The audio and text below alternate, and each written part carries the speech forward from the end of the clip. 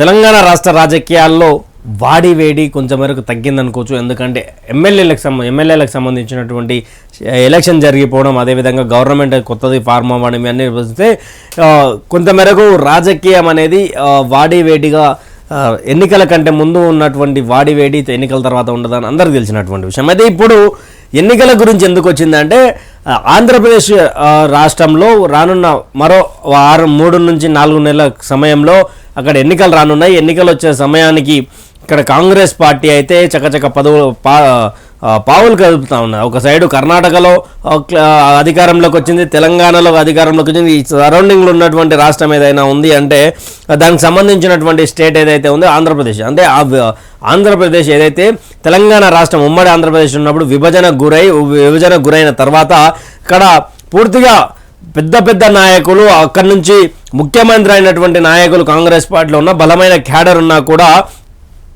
అక్కడి నుంచి ఇప్పుడు డిపాజిట్లు లేని పరిస్థితి. అక్కడ ఎమ్మెల్యేగా పోటీ చేసినటువంటి నాయకుల మీద 2014 నుంచి 2019 వరకు అసహించుకున్నటువంటి పరిస్థితి. కాంగ్రెస్ పార్టీ అంటేనే అసహించుకునే స్థాయికి ఇక్కడ ఆంధ్రప్రదేశ్ రాష్ట్రంలో అయింది. ఎందుకంటే ఆ రోజు ఉమ్మడిగా ఉన్నటువంటి దాన్ని మీరు ఎలా విడగొడతారు, ఉమ్మడి రాష్ట్రాన్ని ఎలా విడగొడతారంటూ కూడా కాంగ్రెస్ పార్టీ పూర్తిగా బైకాట్ చేసినటువంటి విషయాన్ని. అయితే ఇప్పుడు కాంగ్రెస్ పార్టీ మరోసారి పావులు కదపడానికి కారణం ఏంటంటే వైఎస్ షర్మిల తన అన్నతోటి ఏదైతే గొడవ జరిగిందో దానికి సంబంధించి ఆమె కాంగ్రెస్లో చేరుతున్నారంటూ కూడా పలు వార్తలు వస్తూ ఉన్నాయి. చూద్దాం ఇప్పుడు మరి మార్నింగ్ నుండి ఇప్పటి వరకు ఉన్నటువంటి వార్తా విశేషాలు. ఇప్పుడు దిశ డైనమిక్ తీసుకుందాం ఒకసారి.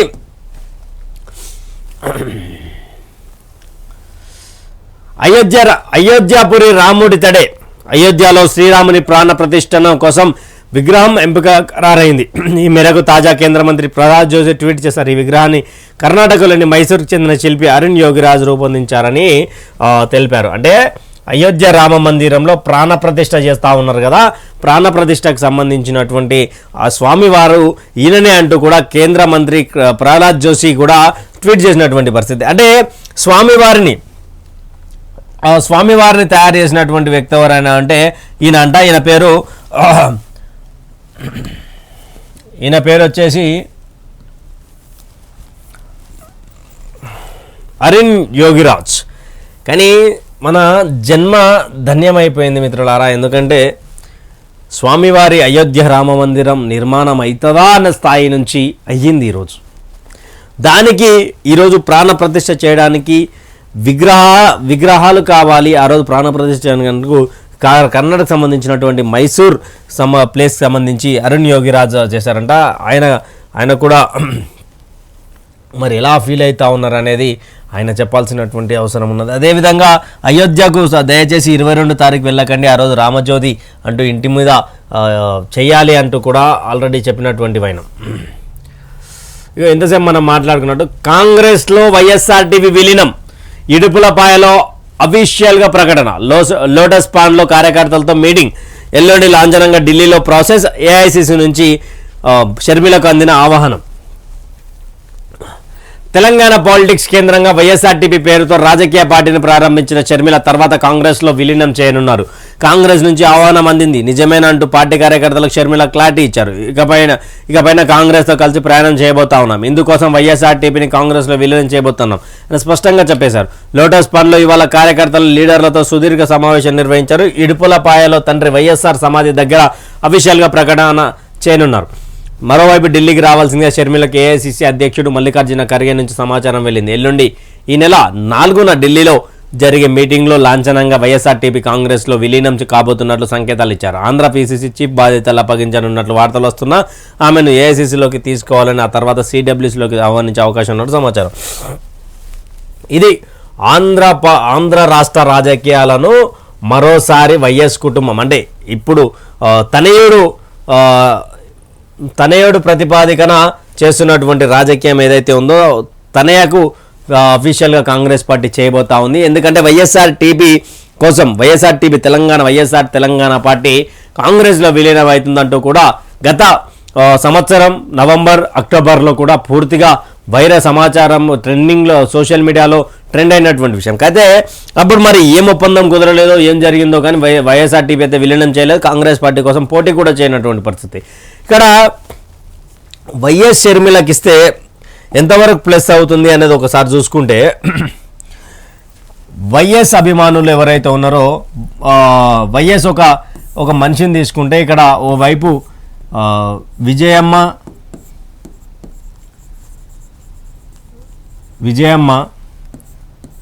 జగన్, ఓవైపు షర్మిల. మరి వైఎస్ జగన్ అయితే ఇప్పుడు ఒంటరిగా ఉన్నాడు. తల్లి కూడా సహకారం అందించట్లేదని క్లియర్గా తెలుస్తున్నటువంటి విషయం. ఎందుకంటే ఎక్కువ శాతంగా వైఎస్ షర్మిలతోటే తల్లి ప్రయాణం చేస్తూ ఉంది.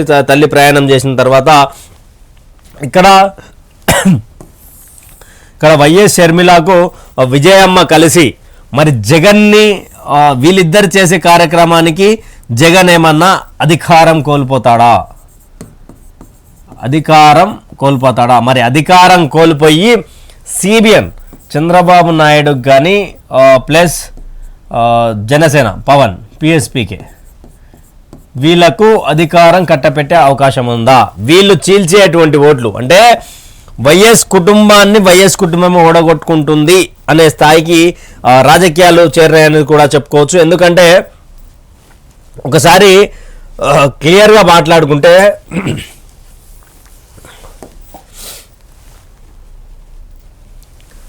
వైఎస్ షర్మిల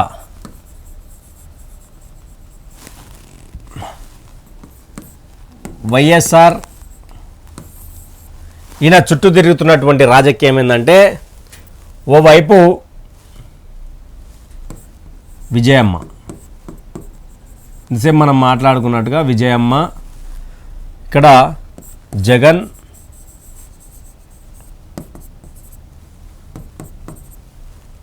ఓవైపు షర్మిల. అయితే ఇక్కడ YS Sharmila, YS Vijayamma, YS Jagan ఈ ముగ్గురు ఎవరైతే ఉన్నారో ఆల్రెడీ వైఎస్ విజయమ్మ ఇక్కడ తన కూతురికే తన సపోర్ట్ అంటూ కూడా క్లియర్గా, ఎందుకంటే వైఎస్ తెలంగాణ రాష్ట్ర రాజకీయాల్లో తెలంగాణలో ఇద్దరు పర్యటించారు, విజయమ్మ షర్మిల. మరి తెలంగాణ రాష్ట్ర రాజకీయాల్లో వైఎస్ఆర్ బిడ్డగా తెలంగాణ రాష్ట్రానికి కోడలిగా నేను హైదరాబాద్లో చదువుకున్నాను, హైదరాబాద్లోనే పుట్టాను, హైదరాబాద్లో పెరిగాను, నేను ఎలా ఆంధ్ర ప్రాంతానికి సంబంధించినటువంటి వ్యక్తిని అయితే నాకు సర్టిఫికెట్స్ అన్ని ఇక్కడే ఉన్నాయి కాబట్టి నేను తెలంగాణ బిడ్డనైతా అని చెప్పి వైఎస్ షర్మిల అయిపోయినటువంటి విషయం. అయితే దీంట్లో వైఎస్ జగన్ని వదిలేసినటువంటి వైఎస్ ఫ్యామిలీకి దగ్గర సంబంధం ఉన్నటువంటి నాయకులు ఎవరైతే ఉన్నారో ఎగ్జాంపుల్గా ఆళ్ళ రామకృష్ణారెడ్డి మొన్న పార్టీకి రిజైన్ చేయడం, అదేవిధంగా ఇక్కడ రఘురామకృష్ణరాజు ఆయన కూడా బయటికి రావడం, ఇక ఇలా అంటే జగన్ నుంచి బయటకు వచ్చినటువంటి నాయకులందరూ షర్మిలను చేరుకుంటున్నారు. షర్మిలను చేరుకోవడం వల్ల కాంగ్రెస్ పార్టీకి అంటే ఆల్రెడీ కాంగ్రెస్ పార్టీకి అక్కడ డిపాజిట్లు లేని స్థాయిలో ఇప్పుడు కాంగ్రెస్ పార్టీ ఉండడం, అదేవిధంగా కాంగ్రెస్ పార్టీకి డిపాజిట్లు లేవు ఇప్పుడు ఏడా ఆంధ్రప్రదేశ్లో. ఆంధ్రాలో ఇప్పుడు ఉన్నటువంటి జగన్ పరిపాలనలో ఇప్పుడు మరి జగన్ అంటే వైఎస్ షర్మిల ఉంది కదా, వైఎస్ షర్మిల ఏమన్నా అన్నను గద్దె దించుతుందా? అన్నను గద్దె దించితే ఇక్కడ జగన్ ప్లేస్లో సిబిఎన్ ప్లస్ జనసేన పత్తులో ఉన్నాయి కాబట్టి పిఎస్పీకి వీళ్ళిద్దరికి ఏమన్నా అడ్వాంటేజ్. ఎందుకంటే ఇక్కడ వైఎస్ షర్మిల తీల్చేటువంటి ఓట్లతో వైఎస్ షర్మిల ఒకవేళ పిసిసి చీఫ్ అయితే ఏపీకి సంబంధించినటువంటి పిసిసి అయితే మరి ఎంతవరకు మేము ఓట్ బ్యాంక్ చిల్చగలదు? ఎందుకు మాట్లాడుకుంటున్నాం దీని గురించి? షర్మిల గురించి ప్రత్యేకంగా మాట్లాడుకోవడం ఏంది అంటే మళ్ళీ నెగిటివ్ ఉన్నది కూడా మాట్లాడుకుందాం. పాజిటివ్గా అయితే ఇక్కడ తన భర్తకు సంబంధించినటువంటి క్రిస్టియన్ ఓట్ బ్యాంక్ అదేవిధంగా వైఎస్ అభిమానులు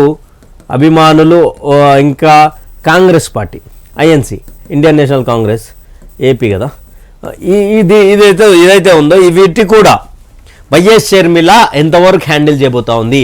మరి వైఎస్ విజయమ్మకు తన కూతురు కంటే జగన్మోహన్ రెడ్డి ఇంపార్టెంటా లేకపోతే కూతురు ఇంపార్టెంటా అనేది ఈ రాష్ట్ర రాజకీయాల్లో కాకరేపుతున్నటువంటి విషయం. ఎందుకంటే వైఎస్ఆర్ టీపీ స్టార్ట్ చేసి ఇక్కడ మధ్యలోనే లీడర్లను వదిలేసి వెళ్ళిపోయింది అంటూ కూడా గగ్గోలు పెట్టినటువంటి విషయాలు లోటస్ పాండ్ నుంచి మనం చూపించినటువంటి విజువల్స్. అదేవిధంగా ఒకవేళ వైఎస్ షర్మిలకిస్తే ఎంత ప్రభావం ఉండబోతుంది? మొత్తం సీట్లు ఇక్కడ 175 కదా ప్రజలారా. 175 సీట్లు అయితే 175 సీట్లలో ఆల్రెడీ వీళ్ళు 152 లేదా 3లో ఉన్నారు. అంటే 152 లేదా 153 అంటే ఇక్కడ వైఎస్ షర్మిల కాంగ్రెస్ పార్టీ క్యాడర్ని పెట్టుకొని ఐఎన్సీ క్యాడర్ని పెట్టుకొని ఒక 10 నుండి 20 చీల్సుదా లేదా 1 నుండి 10 లేదా 20. మరి ఈ యొక్క YS Sharmila AP PCC chief అయితే ఎవరికి నష్టం? జగన్కి నష్టమా లేక పొత్తులో ఉన్నటువంటి టీడీపీ వర్సెస్ ప్లస్ జనసేనకు నష్టమా? అంటే చాలామంది ఒక విధంగా వ్యతిరేకిస్తూ ఉన్నారు. ఎందుకంటే జగన్ అభిమానులు, ఎక్స్పెషల్లీ జగన్కి సంబంధించినటువంటి అభిమానులు 2009 తర్వాత ఏమేమి ఘటనలు జరిగినాయో తెలుసు. తెలంగాణ ఉద్యమం ఉవ్వెత్తునెగిసినటువంటి పరిస్థితి. ఆ సమయంలో జగన్ సీఎం కావాలని సంతకాల సేకరణ దాంట్లో సోనియా గాంధీ ముఖ్యంగా జగన్ని జైలుకు పంపించేసింది. సెంట్రల్ గవర్నమెంట్ అనుబంధ సిబిఐని పెట్టి జగన్ని జైలుకు పంపించడానికి కారణం సోనియా అని చెప్పి కూడా బాగా చాలా వరకు వైఎస్ఆర్సీపీ అభిమానులు మాట్లాడుకుంటారు. వైఎస్ఆర్సీపీ అభిమానులు ఇది మాట్లాడుతుంటే వైఎస్ఆర్సీపీ అభిమానులు మాట్లాడుకుంటున్నది అంటే ఒకానొక సమయంలో నువ్వు మీ అన్న ఒక తాన కలిసి ఉన్నప్పుడు, ఒకే గొడవలు లేనప్పుడు మీ అందరినీ ఇది రోడ్ల మీద కూర్చోబెట్టినటువంటి పరిస్థితి కదా. రోడ్ల మీద కూర్చోబెట్టినటువంటి పరిస్థితి. నువ్వెలా కాంగ్రెస్ పార్టీ తీర్థం పుచ్చుకుంటావా అని కూడా వైఎస్ఆర్సీపీకి సంబంధించినటువంటి అభిమానులు, అదేవిధంగా ప్రత్యేకంగా వైఎస్ఆర్ కుటుంబానికి, వైఎస్ఆర్కి సంబంధించినటువంటి అభిమానులు కోరుతా ఉన్నారు. నిజానికి కాంగ్రెస్ పార్టీలో ఉన్నటువంటి నిజమైన కాంగ్రెస్ అభ్యర్థులు కానీ, కాంగ్రెస్ క్యాడర్ కానీ, వైఎస్ కుటుంబమే మళ్ళీ ఒకసారి కాంగ్రెస్ ప్రభుత్వాన్ని తీసుకురానికి ఆలోచన ఉంటుంది అని. ఎందుకంటే ఇక్కడ సాధ్యం కానటువంటి పరిస్థితుల్లో ఇక్కడ ఈమెకి ఇవ్వడం జరుగుతుంది. ఎందుకంటే ఈరోజు ఎడిపలపాయలో తన కుమారునికి కూతురికి సంబంధించినటువంటి వివాహం అని చెప్పి కూడా నిన్న చెప్పడం, అదేవిధంగా ఈరోజు ఎడిపలపాయ వెళ్తానని చెప్పింది కాబోయే దంపతులతో. అదేవిధంగా అక్కడ వైఎస్ఆర్టీపీకి సంబంధించి కూడా అంటే తన భర్త అనిల్ ఎవరైతే ఉన్నారో అనిల్ ద్వారా కూడా మనం కొంత ఓట్ బ్యాంక్ గ్రాప్ చేసుకోవచ్చు అనే ఆలోచనలో కాంగ్రెస్ పార్టీ షర్మిలతో మాట్లాడుతుందని, అదేవిధంగా ఏపీ పీసీ చీఫ్ లేకపోతే ఏఐసీసీలోకి తీసుకోవాలి అంటే అక్కడ వైఎస్ షర్మిలకు మరి టికెట్ ఇస్తారా ఇయ్యారా, లేదంటే సిడబ్ల్యూసీ మెంబర్గా తీసుకుంటారని కూడా ఊహాగానాలు పడుతున్నాయని కూడా దిశ డైనమిక్ రాసుకుంటూ వచ్చింది. చూద్దాం మరి ఆంధ్ర రాజకీయాల్లో ఏం జరగబోతా ఉంది. మా తల్లి కూతురు కలిసి ఇంట్లో ఉన్నటువంటి వ్యక్తి బ్రేకింగ్ ఒకటి చూస్తూ ఉన్నాం.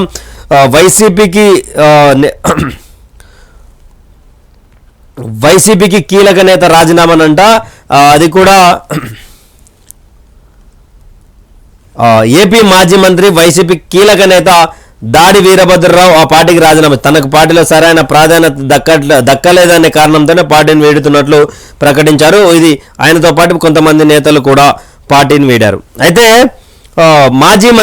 ఆంధ్రప్రదేశ్లో మాజీ మంత్రి వైసీపీ కీలక నేత దాడి వీరభద్రరావు రాజీనామా చేశారంట. ఇప్పుడు వేటీ న్యూస్ ద్వారా వస్తున్నటువంటి సమాచారం. అయితే వైసీపీ పునాదులు అయితే కదులుతున్నాయి. జెన్యున్గా అదైతే నిజం. ఇక్కడ బీఆర్ఎస్ పార్టీ నుంచి కేసీఆర్ దొరకు భయపడి బయటికి ఎవరు పోలేదు, కానీ ఇక్కడ జగన్కి భయపడే అదే ఒక ఇంట్రెస్ట్, ఎవరికి భయం అనేది లేదు. సో అక్కడ రీసెంట్గా ఎమ్మెల్యే ఉన్నటువంటి వైసీపీ ఎమ్మెల్యేలు కావచ్చు, ఎమ్మెల్సీగా ఉన్నటువంటి వాళ్ళు కావచ్చు, ఇప్పుడు మాజీ మంత్రి ఆయనకు సరైన గుర్తింపు లేదు అని ఒకటి గ్రహించి నేను బయటకు వస్తున్నాను కూడా మాజీ మంత్రి దాడి ఆయన మాజీ మంత్రి కూడా ఈరోజు వైసీపీ నుంచి అంటే ఇదేమన్నా వైఎస్ షర్మిల ఆడిస్తున్నటువంటి ఆటనా? అక్కడ ఎవరైతే టికెట్లు రాని వాళ్ళు ఉన్నారో వాళ్ళందరినీ తీసుకొచ్చి కాంగ్రెస్లో పార్టీలో టికెట్ ఇస్తామో అని కూడా కొంతమేరకు అంటున్నట్టుగా సమాచారం అందుతుంది. వైఎస్ షర్మిల వైఎస్ జగన్ కొట్టబోతుందా? మరోసారి కాంగ్రెస్ పార్టీకి పునర్వైభవం రాబోతా ఉంది. ఎందుకంటే తెలంగాణలో 10 సంవత్సరాలు అధికారంలో లేకుండే, కాబట్టి క్యాండిడేట్లు ఉన్నారు, క్యాడర్ ఉన్నది. అక్కడ క్యాడర్లు ఉన్నా కానీ లీడర్లు లేకపోయా, క్యాడర్ ఉడక ఏదో రాష్ట్ర పార్టీలో ఉన్నటువంటి టీడీపీ, జనసేన, వైఎస్ఆర్సీపీలోకి వెళ్ళిపోయారు. మరి ఏం చేయబోతా ఉంది వైఎస్ షర్మిల అనేది చూడాలి. నిజానికి వైఎస్ఆర్సీపీకి అయితే షాకుల మీద షాకులు తాగుతా ఉన్నాయి.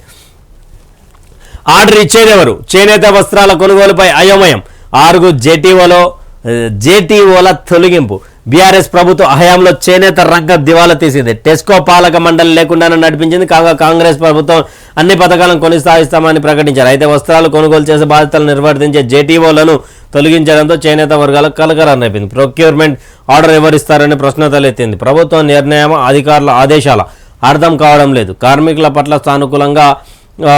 సానుకూలంగా ఉండే కాంగ్రెస్ ప్రభుత్వంలో అధికారుల ఏకపక్ష నిర్ణయాల పట్ల కార్మిక సంఘాలు ఆందోళన వ్యక్తం చేస్తున్నాయి. ఆప్కో ఉమ్మడి రాష్ట్రం 2010 మే 12న 6 జూనియర్ టెక్నికల్ ఆఫీసర్స్ను కాంట్రాక్ట్ బేసిస్ మీద నియమించుకున్నది. అప్పటి నుంచి M Jeevan Kumar, N Prabhakar, J Rajesh, P Chandravathi, Nilesh Kalyan, N Satish పనిచేస్తున్నారు. అయితే తాజాగా వీరి సేవలు అవసరం లేదని TESCO VC and MD Alugu Varshini వారిని తొలగిస్తూ ఆదేశాలు జారీ చేశారు. వీరితో ఇప్పుడు అంటే చేనేతకు సంబంధించి ఎవరు ఇవ్వబోతా ఉన్నారు, ఎవరు మా ఏ అధికారుల దగ్గరికి వెళ్ళాలి? ఎందుకంటే ఉన్న పరిస్థితులను ఉన్నటువంటి అధికారులను తీసేసి ఇప్పుడు మేము ఏ అధికారిని సంప్రదించాలి, ఏం చేయాలి అంటూ కూడా గత చేనేతకు సంబంధించినటువంటి కార్మికులు ఆందోళన. వాహనదారుడా బహుపరాక్ ఫేక్ వెబ్సైట్లతో ట్రాఫిక్ చలాన్ల వసూళ్లు గుర్తించిన అధికారులు అలర్ట్ మెసేజ్. https://echallan.tspolice.government.in/public view అంటూ దాంట్లో ఒకటండి. ఎందుకంటే సైబర్ నేరగాళ్లను అరికట్టలేకపోతా ఉన్నారు. నిజానికి కూడా వాళ్ళ విచ్చలవిడితనం ఎక్కువైపోతుంది. హైదరాబాద్లో ఆల్రెడీ క్రైమ్ రేట్ పెరిగిందని కూడా రవి గుప్తా గారు చెప్పారు. అదేవిధంగా చూడాలి మరి. దయచేసి 10 తారీఖు వరకు ఉంది. ఎవరు కూడా తొందరపడి చలాన్లు కట్టాలనే ఆలోచనల పడి ఏ సైట్ వస్తే ఆ సైట్లో కట్టకండి డబ్బులు అని కూడా పోలీస్ శాఖ చెప్తున్నటువంటి మాట. పసిడి ధరలు పైకి ఈ ఏడాది ₹70,000 క్రాస్ చేయొచ్చని అంచనాలు. గుడ్ రిటర్న్స్తో పెరిగిన పెట్టుబడులు. 40 దేశాల్లో ఎన్నికలతో సీన్ మారనుందా? టెన్షన్ పెట్టిస్తున్న మార్కెట్ ట్రెండ్. ఈ సంవత్సరం పెళ్లిళ్ళ సమయానికి వచ్చేసరికి దాదాపు 70,000 తులం పెరిగేటువంటి అవకాశం ఉంది అంటూ కూడా దిశ డైనమిక్ రాసుకుంటూ వచ్చింది. ఇక్కడ 2024 బంగారం ధర ఏకంగా 70,000 క్రాస్ చేయడం ఖాయమైన చర్చ మార్కెట్ వర్గాల్లో జోరుగా. ప్రస్తుతం హైదరాబాద్ మార్కెట్లో 24 క్యారెట్ల బంగారం ధర ₹44,090. అదే 22 క్యారెట్ల గోల్డ్ ద్వారా ధర 58,750 ఉంది. అయితే గత కొన్ని రోజులుగా పైకి ఎగబాగుతూ కొన్ని కొత్త రికార్డు నమోదు చేస్తున్నది. దయచేసి ఏమన్నా పెళ్ళిళ్ళు పెట్టుకున్నాము అనుకున్నటువంటి వాళ్ళు ఇప్పుడే బంగారం తీసి పెట్టుకోవాలి. ఎందుకంటే మరో కొన్ని రోజులలో ఈ సంవత్సర కాలంలో 6,000 నుండి 7,000 పెరిగే అవకాశం ఉంది. అప్పుడు మళ్ళీ తులం 70,000 అవసరం ఉంది. మినిమం టు మినిమం పెరుగుతుంది అని కూడా రాసుకుంటొచ్చారు. 6 పబ్బులపై కేసులు. నిబంధనలు ఉల్లంఘించినందుకు న్యూ ఇయర్ వేడుకల్లో సౌండ్ ఎఫెక్ట్. న్యూ ఇయర్ వేడుకల సందర్భంగా నిబంధనలు ఉల్లంఘించిన 6 పబ్బులపై పోలీసులు కేసులు నమోదు చేశారు. గత నెల 31న హైదరాబాద్లో జరిగిన వేడుకల్లో పలు పబ్బులు బార్లలో డీజే బాక్సులు పెట్టి హోరెత్తించారు. శబ్దం 45 డెసిబెల్స్ దాటొద్దని పోలీసులు హెచ్చరించిన 45 డెసిబెల్స్ కన్నా ఎక్కువ శబ్దంతో డీజే బాక్సులను మోగించడంతో రాత్రి 1 గంట దాటిన కొందరు పబ్బుల యజమానులు తమ వ్యాపారాన్ని కొనసాగించారు. ఈ నేపథ్యంలో జూబ్లీ హిల్స్లోని hello, tar, green monkeys, macaw, loft, జీనా పబ్బులపై పోలీసులు కేసు పెట్టారు. పోలీస్ అధికారులు చెప్పినట్టుగానే 1 గంటల తర్వాత ఎవడైనా పబ్బులు నడిపిస్తే, ఎవడైనా తమాషాలు చేస్తే కేసులు ఫైల్ చేస్తామన్నారు. మరి ఆ కేసుల వివరాల్లో కూడా 6 పబ్బులపై కేసులు అంటూ కూడా రాసింది. 45కు సంబంధించినటువంటి నిబంధనలు ఉల్లంఘించినందుకు అంట. సింగరేణి సీఎండిగా బలరాం నాయక్ 2015 జనవరి 1 నుంచి సింగరేణి సంస్థ సీఎండిగా ఎన్ శ్రీధర్ను రేవంత్ రెడ్డి సర్కార్ తప్పించింది. ఆయన స్థానంలో ప్రస్తుత సింగరేణి ఫైనాన్స్ డైరెక్టర్గా ఉన్న ఎన్ బలరాం నాయక్ అదనపు బాధ్యతలు అప్పగించింది. శ్రీధర్ని జీఐడీలో రిపోర్ట్ చేయాలని ప్రభుత్వం ఆదేశించింది. కాగా సింగరేణి చర్యతో 9 ఏళ్ల పాటు సుదీర్ఘంగా కొనసాగిన సీఎండిగా శ్రీధర్ రికార్డు సృష్టించారు. సింగరేణి సీఎండి శ్రీధర్ బదిలీ, తొలగింపు. 9 సంవత్సరాలు సింగరేణి సీఎండిగా ఉన్నటువంటి చరిత్ర ఆయనది. అంటే కేసీఆర్ పరిపాలనలో అలా 9 సంవత్సరాలు గడువు అధికారంలో ఉన్నటువంటి వాళ్ళకు నచ్చినటువంటి వాళ్ళను కొనసాగించారు. అదేవిధంగా ఫైనాన్స్కి సంబంధించిన ఫైనాన్స్ డైరెక్టర్గా ఉన్న బలరాం నాయక్ను సీఎండిగా పెట్టి అదే జీఐడీలో రిపోర్ట్ చేయాలని శ్రీధర్కి ఆదేశం ఇచ్చిందట. మాజీ ఎమ్మెల్యే షకీల్పై కేసు, కొడుకును కేసు నుంచి తప్పించినందుకు. తప్పు చేసిన కొడుకును కేసు నుంచి తప్పించిన బోధన్ బీఆర్ఎస్ మాజీ ఎమ్మెల్యే షకీల్పై కేసు నమోదు చేయాలని పోలీసులు నిర్ణయించారు. దీనికి సహకరించిన పంజాగుట్ట అప్పటి సిఐ దుర్గారావు కూడా కేసులు రిజిస్టర్ చేయాలని నిశ్చయించారు. మాజీ ఎమ్మెల్యే షకీల్ కుమారుడు సోయల్ ఇటీవల తన BMW కారును విపరీతమైన వేగంతో నడిపి ప్రజాభవన్ ఎదురుగా ఉన్న ట్రాఫిక్ బారికేడ్లను ఢీకొట్టిన విషయం తెలిసిందే. మాజీ ఎమ్మెల్యే షకీల్పై కేసు ఏంది? షకీల్పై కేసు ఏంది అని అనుకుంటారా? ఆయన కుమారుడు చేసినటువంటి ఘనకార్యం, గతంలో తాగి పసిపాపను గుద్దిండు. పాప అప్పుడు పాపం మరణించింది. ఇప్పుడు తాగి ప్రగతి భవన్ అంత పోలీసులు ఉన్నటువంటి ప్లేస్లోనే బార్కెట్లను గుద్దేసిండు. దానిలో ఆ విషయంలో కొడుకును తప్పించడానికి సిఐని మేనేజ్ చేసే పంజాగుట్ట సిఐని కూడా సస్పెండ్ చేసింది పోలీస్ శాఖ.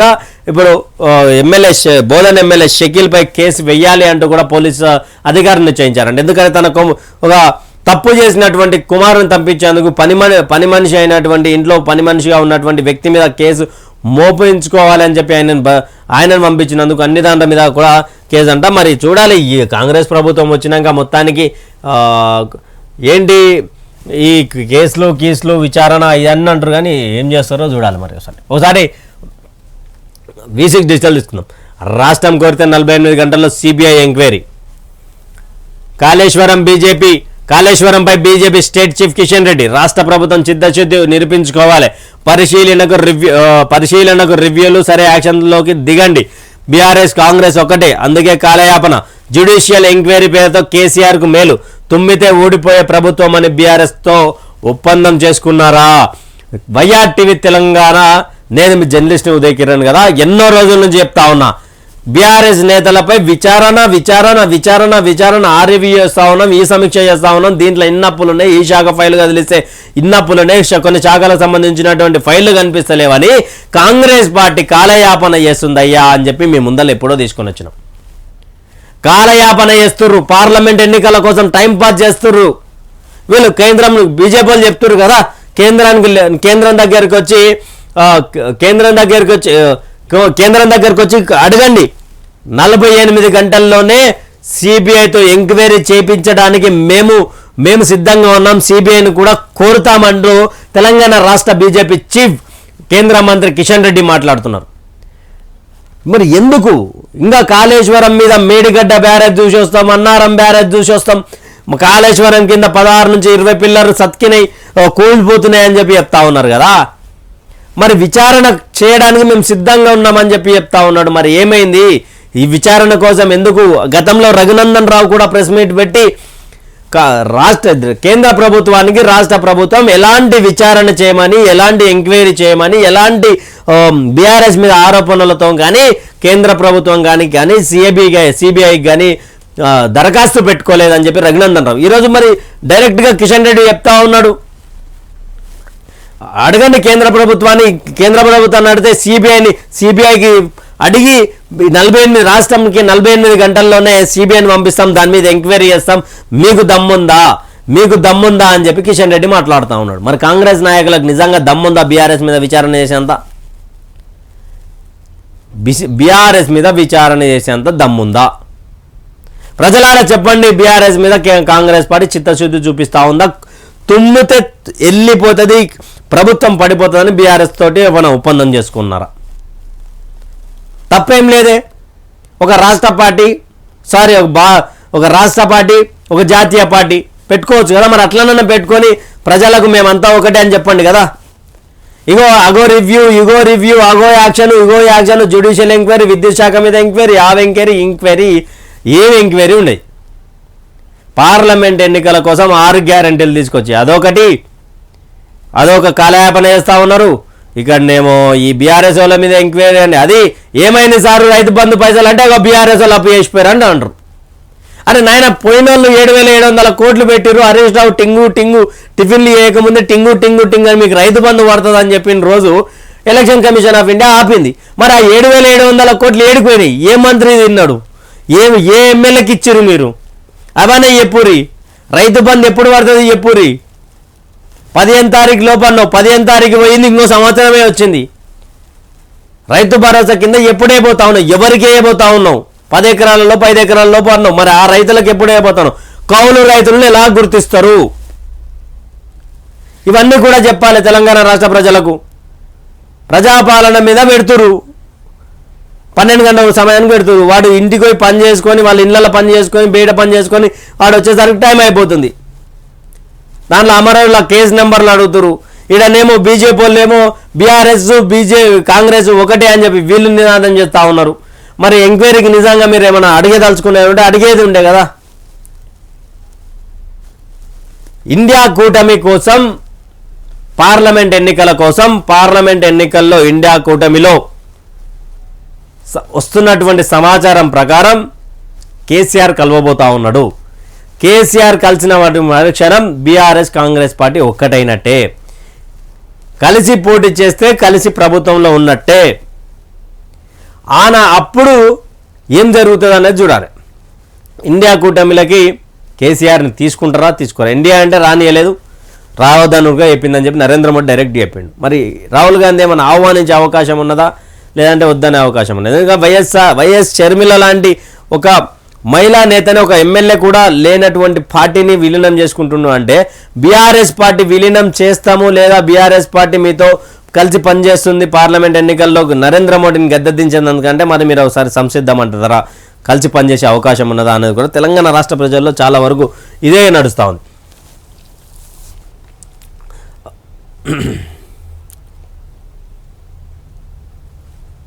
కేసీఆర్ ఫ్యామిలీకి మేలు చేసేలా జ్యుడిషియల్ ఎంక్వైరీ అంటున్నారు. దీనిపై ప్రజలకు అనుమానాలు. కాంగ్రెస్ బీఆర్ఎస్ ఒకటేనని ఈ రెండు పార్టీలకు మధ్య మజ్లిస్ రాయబారం నడిపిందని డౌట్. అండ్ ఎస్, ఎంఐఎం, కాంగ్రెస్, ఇదే విధంగా బీఆర్ఎస్ ఇండియా కూటమిలో కలిసి పనిచేయబోతా ఉన్నాయనే సమాచారం నిజమా అబద్ధమా అనేది ఒకసారి మీరు కామెంట్ల రూపంలో తెలపండి. అదేవిధంగా ముఖ్యంగా వైఆర్టీవీ తెలంగాణ తరపున, వైఆర్టీవీ తెలుగు తరపున మహిళా బస్సు ఉచిత ప్రయాణం ఏదైతే ఉందో దాంట్లో టికెట్కి పైసలతో టికెట్ కొనుక్కొని ఫుట్బోర్డ్ మీద నిలబడుతున్నటువంటి వ్యక్తులు ఎవరైనా ఉంటే, ఎక్కడ అయితే ఆ ఇబ్బంది కలుగుతుందో ఆ ఏరియా పేరు, ఆ యొక్క ఏరియా పేరు దయచేసి కామెంట్ల రూపంలో పెట్టండి. ఎందుకంటే మేము కూడా ప్రజలకు గవర్నమెంట్ చూపించబోతాం. ఎందుకంటే పురుషులకు కేటాయించిన సీట్లలో పురుషులను కూర్చొనిద్దాం. డన్.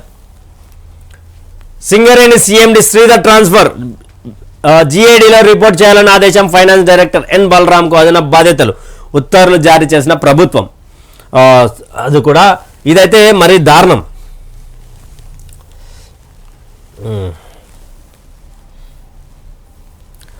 మరో బీఆర్ఎస్ ఎమ్మెల్యే కబ్జా భూబకాసురుడు అనేది బయటపడింది. ప్రకాష్ నగర్ ఎక్స్టెన్షన్ బేగంపేట్ వాసులు దానం నాగేందర్, ఖైరతాబాద్ ఎమ్మెల్యే భూ కబ్జాదారుడు సుధీర్ గౌడ్ బినామీ బస్తీ వాసులను హింసించడం జరుగుతున్నది. కావున మన తెలంగాణ ముఖ్యమంత్రి గారు మా సమస్యను పరిష్కరించగలరు. మా ఇండ్లు కూలగొట్టిండు. ఖైరతాబాద్ ఎమ్మెల్యే దానం నాగేందర్పై భూ కబ్జా ఆరోపణలు. ప్రజాభవన్ కు ర్యాలీగా వచ్చిన బాధితులు న్యాయం చేయాలని కాంగ్రెస్ ప్రభుత్వానికి విజ్ఞప్తి. ఇక్కడ ఈ పెద్ద మనిషి ఎవరైతే ఉన్నారో ఈయననే ఖైరతాబాద్ ఎమ్మెల్యే దానం నాగేందర్. ఈరోజు మేము లైవ్లో ఉన్నాం, వాళ్ళతో మాట్లాడించే ప్రయత్నం కూడా చేసినాం. అయితే ఏం జరిగిందంటే అక్కడ వాళ్ళు ప్రకాష్ నగర్కి సంబంధించినటువంటి బస్తీవాసులు గతంలో ముస్లింకి సంబంధించినటువంటి ల్యాండ్ని వీళ్ళు 100, 110, 70, 80, 50, 60 గజాలుగా కొనుక్కుంటే పక్కనే ఆయనకు సంబంధించినటువంటి కాంప్లెక్స్ ఉందంట. కాంప్లెక్స్ పక్కన 2 లేదా 3 ఎకరాల భూమి ఉంది. ఆ భూమికి సంబంధించినటువంటి ఏవైతే ఉన్నాయో ఆ వీడియో అవి కూడా ఇవి కూడా మాకు అప్పయ్యప్పండి, మాకు అప్పయ్యప్పకపోతే ఎలాగైనా గుంజుకుంటామంటూ కూడా వీళ్ళు చేసినటువంటి వాక్యాలు. అదే ప్రజావాణి దగ్గరికి వెళ్తే ఇక్కడ వీళ్ళు మాట్లాడటం చూసి ఇక్కడ దానం నాగేందర్ అనుచరుడు అని వాళ్ళు చెప్తున్నటువంటి వాక్యాల ప్రకారం, మాటల ప్రకారం ఇక్కడ వీళ్ళు మాట్లాడుతుంటే ఆయన వచ్చి విజువల్స్ తీసుకోవడం, ఇలా మాట్లాడుతున్నటువంటి ఫోటోలు తీసుకోవడం, ఇవన్నీ జరుగుతున్నటువంటి విషయం. అయితే అక్కడ వీళ్ళు పట్టుకోవడం, ఆయనని ఒక పోలీసు వాళ్ళకి అప్పయ్యప్పడం అక్కడి నుంచి జరిగింది. కానీ ఒక బీఆర్ఎస్ ఎమ్మెల్యేపై ఆరోపణలు వస్తూ ఉన్నాయి. మల్లారెడ్డిపై ఉన్నటువంటి ఆరోపణలు ప్రతిపక్షంలో ఉన్నప్పుడు ఆరోపణలు ఉన్నాయి కదా. నిజాలు మేడ్చల్కు సంబంధించినటువంటి కీసర మండలం చీరాల గ్రామానికి సంబంధించినటువంటి యువకులు కూడా అక్కడ చేరుకొని మల్లారెడ్డి మా భూమిని దోచుకుంటా ఉన్నాడు, మల్లారెడ్డి మమ్మల్ని దోచుకుంటా ఉన్నాడు, మల్లారెడ్డి అడుగుపెట్టి మమ్మల్ని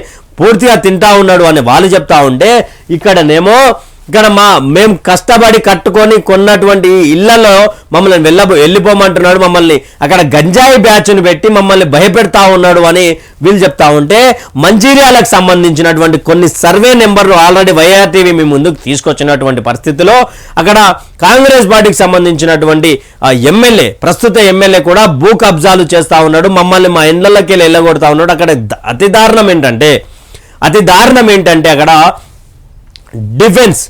డిఫెన్స్కి అదేవిధంగా భారతదేశానికి సంబంధించినటువంటి సేవలు అందించినటువంటి ఆర్మీకి సంబంధించిన వాళ్ళు కావచ్చు, డిఫెన్స్కి సంబంధించినటువంటి వాళ్ళు కావచ్చు, రైల్వేకి సంబంధించినటువంటి వాళ్ళు కావచ్చు, డాక్టర్స్ ఉన్నారు, అందరు హై ప్రొఫెషనల్గా ఉన్నటువంటి వాళ్ళు 1983లో భవిష్యత్తు కోసం కొనుక్కున్నటువంటి భూబకాసురుడుగా మారి భూ కబ్జాదారుడుగా మారి అక్కడ ఉన్నటువంటి ఎమ్మెల్యే ప్రేమ్ సాగర్ రావు దౌర్జన్యాలు చేస్తూ ఉన్నాడు. మరి వీళ్ళందరి మీద విచారణ ఎప్పుడు?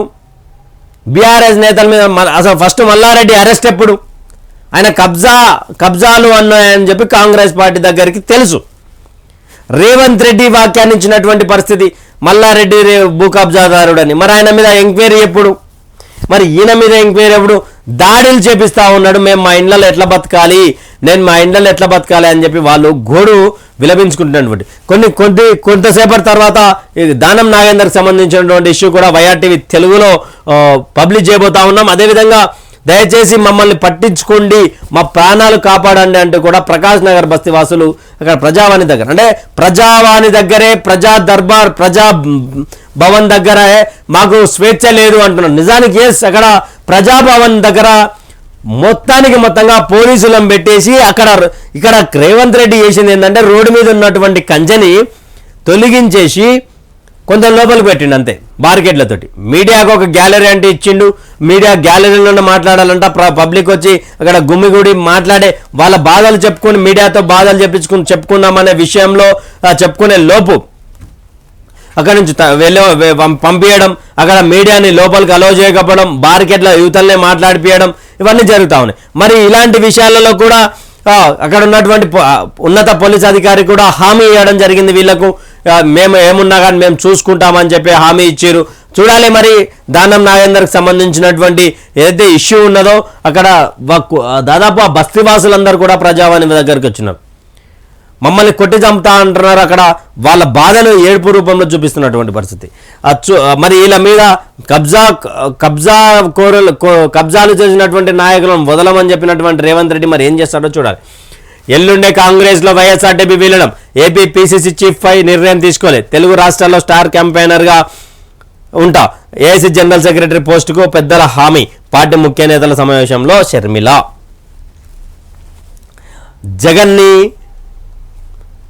జగన్ని ఓడగొట్టే ప్రయత్నంలో వైఎస్ షర్మిల అని కూడా అనుకోవచ్చు. ఎల్లుండి అంట చూద్దాం. రైట్, ఇది ఇప్పటి వరకు ఉన్నటువంటి V6 డిజిటల్ సంబంధించి. ఒకసారి నిన్న 31 రాత్రి జరిగినటువంటి మందు అమ్మకాలు ఎట్లా ఉన్నాయి, ఏం కథ, నిన్నెంత అయినాయి? మద్యం అమ్మకాల్లో తెలంగాణ రికార్డ్. రాగానే కాంగ్రెస్ పార్టీ రాగానే ఈ మద్యం ఉన్న చూసిరా దుకాణాలను బంద్ చేపిస్తా అన్నది, తీసివేయాలనే ఆలోచనలు ఉన్నాం, మద్యం దుకాణాలను తగ్గిస్తాం అని చెప్పినటువంటి రేవంత్ రెడ్డి ప్రభుత్వం ఇప్పుడు ఏం చేసిందయ్యా అంటే దాదాపు 658 కోట్ల రూపాయలు సంపాదించింది. 28, 29, 30, 31 3 రోజులలో 658 కోట్లు మద్యం ద్వారా 4,71,000 లిక్కర్ సేల్స్ అయితే 6,31,000 బీర్ల సేల్స్ అయినాయంట. మరి తెలంగాణ రాష్ట్రంలో మద్యాన్ని నిషేధిస్తాము, మద్యాన్ని తగ్గిస్తాము, వైన్ షాపులు తీసేస్తాము, కొంతమేరకు కొంత పరిమితి ఉంచుతాము, కొంత పరిమితిలో ఉంచుతాము అని చెప్తా ఉన్నారు. మరి ఈ మద్యం అమ్మకాలు తెలంగాణ టాప్ రికార్డ్ అంటే ఏంది అసలు మాటలా? మందుబాబుల దండయాత్ర, పగిలిన బ్రీత్ అనలైజర్లు, పగిలిపోయినాయంట బ్రీత్ అనలైజర్లు. అంటే అందరూ చక్కగా రారు కదా ఆడికి. తాగినటువంటి వ్యక్తి కరెక్ట్గా వస్తాడని గ్యారంటీ ఏమున్నది? అక్కడ బ్రీత్ అనలైజర్ పగిలినట్టుగా చెప్తా ఉన్నా. 4.76 లక్షల కేసుల మద్యం, 6.31 లక్షల కేసుల బీర్లు విక్రయమైనాయంట, అమ్మిరంట. డిసెంబర్ 31న 4.5 లక్షల కిలోల చికెన్ విక్రయాలతో రికార్డ్. సరే, ఈ యొక్క పాయింట్ అయితే సరే, 4.5 లక్షల కిలోల రికార్డు ఉంది. మరొక రికార్డు చాలా పెద్ద రికార్డు ఉంది. దాదాపు గంటలో 1722 అంటూ కూడా ఒకటి వార్త వచ్చింది. దాంట్లో కూడా మనం ఫస్ట్ ఉన్నామంట. అదేవిధంగా రూపాయలు 10.35 కోట్ల వ్యాపారం జరిగిందన్న పౌల్ట్రీ వ్యాపారులు, చికెన్కి సంబంధించినటువంటి వాడు. ఆదివారం ఒక్కరోజే 2,700 డ్రంక్ అండ్ డ్రైవ్ కేసులు. మియాపూర్లో అత్యధికంగా 253 మందిపై కేసు. సైబరాబాద్ కమిషనరేట్ పరిధిలో 1,241 కేసులు. 26 నుండి 35 లోపు వాళ్ళే ఎక్కువ ఉన్నారన్న పోలీసులు. అంటే మరి 10,000 జరిమానా, 6 నెలల జైలు శిక్ష అన్నారు. సరే, 6 నెలల జైలు శిక్ష బదులు కౌన్సిలింగ్ పెట్టే అవకాశం ఉన్నది. అదేవిధంగా 10,000 అయితే జరిమానా కట్టించుకుంటారు కదా.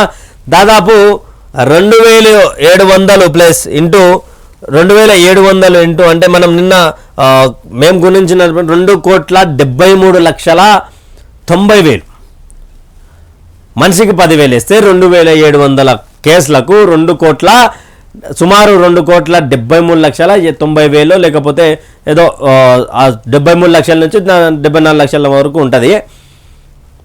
మరి ఆ డబ్బు అంతా ఎక్కడ పోతా ఉంది? గవర్నమెంట్ తీసుకుంటుంది కదా. గవర్నమెంట్ తీసుకొని ఏ స్కీమ్ వాడబోతా ఉంది? 658 కోట్లు ప్లస్ 2,70 నుండి 74, ఇంకా 70 నుంచి 74 మధ్యలో 74 లక్షల పైసలు వచ్చినాయి. 2,70 నుంచి 74 లక్షలు. మరి ఏం చేయబోతా ఉన్నారు? బ్రీత్ అనలైజర్లు వదిలిపోయినాయంట. అసలు వాళ్ళకి ఎలా శిక్షించబోతా ఉన్నారా? ఆ డబ్బులని ఏం చేయబోతా ఉన్నారు? ఎక్కువ 22-30 సంవత్సరాల లోపు ఉన్న వాళ్ళంట.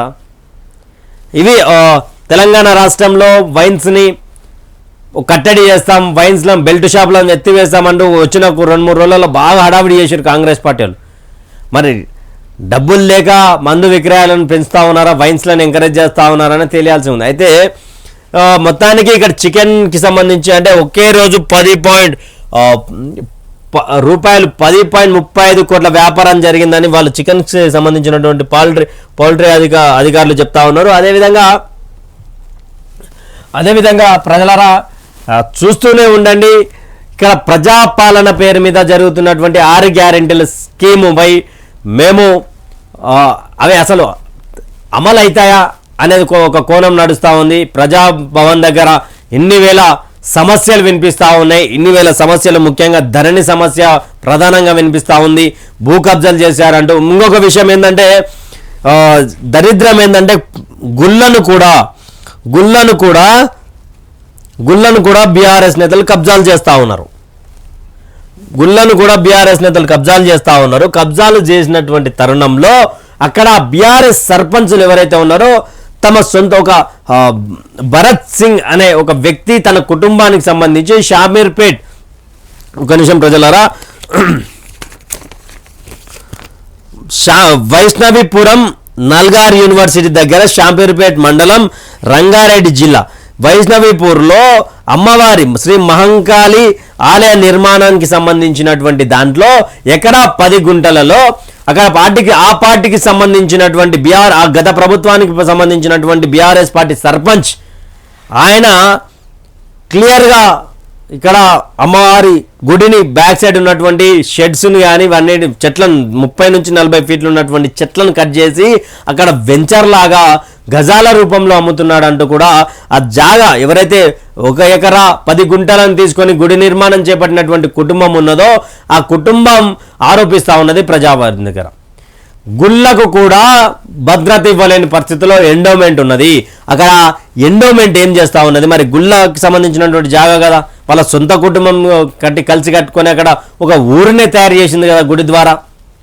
ఎందుకు దానిపై మాట్లాడలేకపోతా ఉన్నారు? ఎండోమెంట్ అధికారులు ఏం చేస్తూ ఉన్నారు? ఎండోమెంట్కి సంబంధించినటువంటి ఇక్కడ ఎవరేం చేస్తూ ఉన్నారు? ఆయన ఎవరిని చెప్పుకోపో అని చెప్తున్నాడంట బర్ఫుద్గా. బాజాబ్తాగా నేనే చేసిన పోయి ఎవరిని చెప్పుకోపో అంటున్నాడ. అరే దేవుని గుడి ఆలయం జాగాలు మీ అయ్య జాగిర్లు అనుకుంటున్నారా? ఎవడు ఇక్కడ సర్పంచ్ అనేటోడు క్లియర్గా మేమే బీఆర్ఎస్ పార్టీ సర్పంచ్ అంట, నేనే తీసుకున్నా పో అంటున్నాడ. సర్పంచ్ కాడిపోతే నా కొడుకుని పంపిస్తాపో మాట్లాడదాము, ఎందుకు కేసు గీసు అనే ఆ కుటుంబాన్ని ఫస్ట్ మెల్లగా మాట్లాడి తర్వాత భయభ్రాంతులకు గురి చేసే ప్రయత్నాలు చేస్తూ ఉన్నారట. అంటే ఒక దేశంలో హిందుస్థాన్లో హిందూ సాంప్రదాయాల్లో ఉన్నటువంటి గుళ్ళకు స్వేచ్ఛ లేకుండా పోయింది. ఈ కబ్జాకోరులు, భూబకాసురులు పూర్తిగా వీళ్ళ గుడికి సంబంధించినటువంటి భూములలో వీళ్ళు చేస్తూ ఉన్నారు. పూర్తిగా వాళ్ళ తన అన్నిటికీ ఆధారాలు ఉన్నాయి మిత్రులారా. వాళ్ళు క్లియర్గా నాకు పంపించినటువంటి ఒకటి మాతో ఆల్రెడీ వైఆర్టీవీ తెలుగుతో మాట్లాడినటువంటి విషయాలు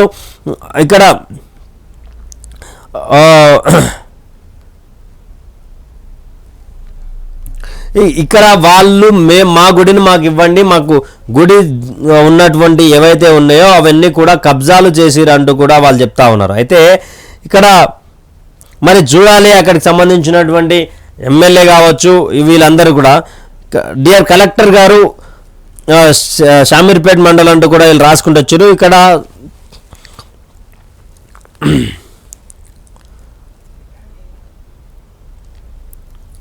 వీళ్ళు కంప్లీట్ చేసినటువంటి కాపీస్ ఇవన్నీ కూడా ఉన్నాయి. ఒక సైడ్ ఏమో కొత్త ప్రభాకర్ రెడ్డికి సంబంధించినటువంటి వ్యక్తి, ఆయన రిలేషన్ అంటే ఆయన దాదాపు 11 ఎకరాల 35 గుంటల జాగాని కబ్జా చేశాడు అంటూ కూడా సిద్దిపేట జిల్లా దౌలతాబాద్ మండలం తిరుమలాపూర్ గ్రామానికి సంబంధించినటువంటి వ్యక్తి ప్రజావాణి దగ్గర కనిపించింది. అంటే ఇవన్నీ కూడా ఎక్కడ మొత్తం బీఆర్ఎస్ నేతల కనుసన్నల్లో కబంధ హస్తాల్లో ఇరుక్కుపోయినాయి. దయచేసి దేవుని గుళ్ళకు సంబంధించి దయచేసి ఆ ధరణి అనేది ఎత్తివేయండి. ధరణి ఎత్తివేసిన సమయంలో ఇక్కడ పూర్తిగా వీళ్ళందరూ అదేవిధంగా ప్రజావాణి దగ్గరికి శ్మశాన కాటికాపరులుగా ఉండేటువంటి మాలా బ్యాగరీలను తరిమేసి అక్కడ కంపెనీకి ఇచ్చి ఆ కంపెనీని శ్మశాన వాటికల అభివృద్ధి కొరకే మేము వాడుతూ ఉన్నాం, దీన్ని అభివృద్ధి చేస్తామని చెప్పి అంటే వాళ్ళ కుటుంబాలు కూడా రోడ్ల మీద వచ్చినటువంటి పరిస్థితి అంటూ కూడా అక్కడ వచ్చింది. చూస్తూనే ఉండండి ప్రజలారా. తెలంగాణలో మరికొన్ని రోజుల్లో రాజకీయాల్లో మార్పులు జరిగే అవకాశాలు ఉన్నాయంటూ కూడా కొన్ని సమాచారం అందుతుంది.